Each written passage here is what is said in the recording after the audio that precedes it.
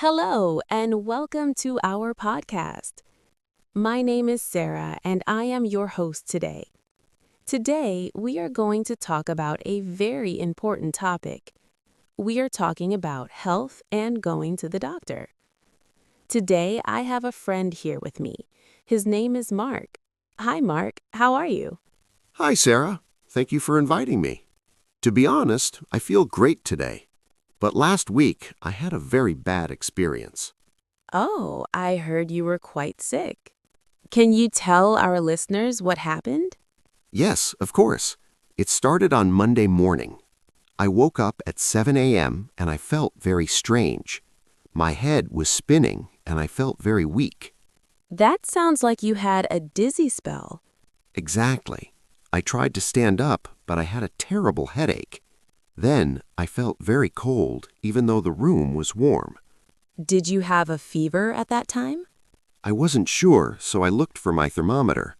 My temperature was 38.5 degrees. That is definitely a fever for an adult. Yes, and then my throat started to hurt. It was very difficult for me to swallow water. Did you have any other symptoms, like a cough? Yes, I had a very loud and dry cough. Every time I coughed, my chest felt tight. That sounds like a very bad cold or maybe the flu. I think it was the flu because my muscles were aching too. I felt like I ran a marathon, but I was just lying in bed. So, what was your first step? Well, first I called my office. I told my manager, I am sick and I cannot come to work. It is good that you stayed home to protect others. Yes, I didn't want my colleagues to get sick too. After that, I decided to call the local medical center. Did you already have a doctor there? Yes, I always go to see Dr. Miller. I called the clinic and the receptionist answered. What did you say to the receptionist? I said, "Hello, my name is Mark. I feel very ill." I asked if I could see the doctor as soon as possible. Was she able to give you an appointment quickly? She was very helpful and found a slot at 2 p.m. That's lucky. Some clinics are very busy. Yes, I was very happy about that. I spent the morning drinking hot tea and resting. Tea with honey is very good for a sore throat. It helped a little bit, but I still felt very tired. At 1:45 p.m., I took a taxi to the clinic. Why didn't you drive your car? I felt too dizzy to drive safely. That was a very smart and safe choice, Mark. When I arrived, the clinic was quite full. I went to the front desk and checked in. Did you have to wait for a long time? I waited for about 15 minutes in the waiting room. There were magazines, but I couldn't read because of my headache. Then the nurse called you, right? Yes, a nurse named Sarah called my name. She took me to a small room to check my vitals. What are vitals for our listeners who don't know? She checked my heart rate and my blood pressure. She also put a small clip on my finger to check my oxygen. Did she ask you any questions about your health history? She asked if I was taking any daily medication. I told her, no, I usually don't take any medicine. Then you finally saw Dr. Miller. Yes, he came into the room with a big smile. He asked, "So, Mark, what seems to be the problem?" How did you describe your situation to him? I said, "Doctor, I have a fever, a cough, and a sore throat." I also told him that my whole body felt very heavy. Did the doctor examine you thoroughly? Yes, he used a stethoscope to listen to my breathing. He told me to take deep breaths in and out. Did he check your ears and your throat? He used a small light to look inside my ears first. Then he looked at my throat and said it was very red. Did he think you needed any special tests? He said it was a viral infection, so no blood test was needed. That is good news. Viruses just need time and rest. Exactly. But he wanted to help with the symptoms. He told me, "Mark, you need to stay hydrated." Hydrated means drinking plenty of fluids, right? Yes, he suggested water, juice, and warm broths. Did he write a prescription for you? Yes, he wrote a prescription for some medicine. He gave me something for the fever and a cough syrup.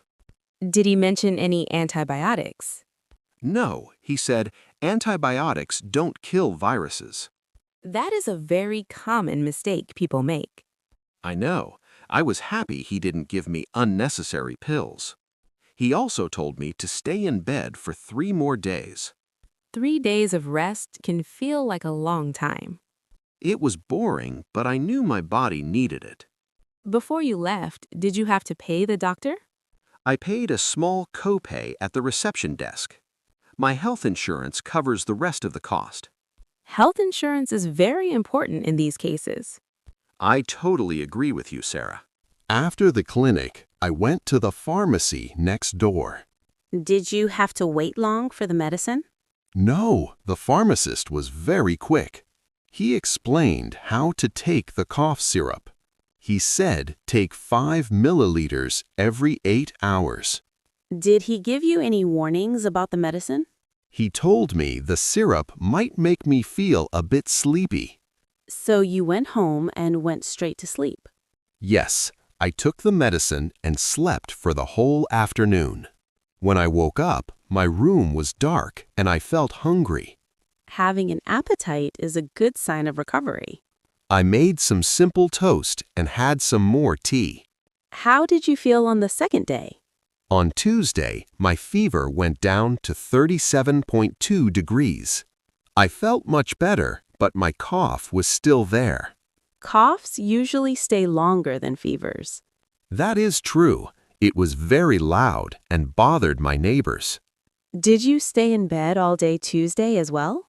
Yes, I followed the doctor's orders exactly. I watched some movies and tried to relax. What about the third day? By Wednesday, I felt almost back to normal. My throat didn't hurt anymore when I ate food. That's a great feeling after being sick. I was finally able to eat a real meal, like pasta. Did you go back to work on Thursday? No, I waited until Friday to be 100% sure. I didn't want the fever to come back. That was a very responsible thing to do. Thank you. It's important to fully recover. Now, Mark, let's help our listeners with some vocabulary. Sure. What words should we focus on? Let's talk about the word symptoms. Symptoms are the signs of a disease, like a cough or pain. Exactly. And what about prescription? That is the official paper the doctor gives you for medicine. Perfect. How about the word pharmacy? In some countries, they also call it a drugstore or chemist. That's a great point. It depends on where you are. Another useful word is appointment. Yes, you must make an appointment to see the doctor. You cannot just walk in most of the time. What about the expression checkup?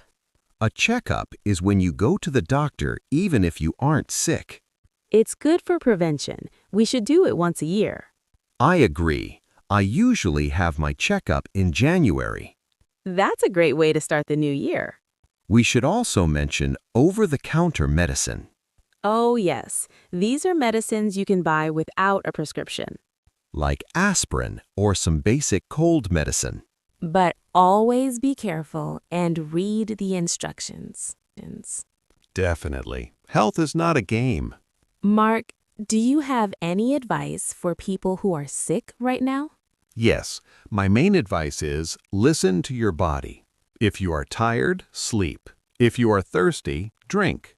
And don't try to be a hero and go to work sick. Exactly. You will just take longer to get better.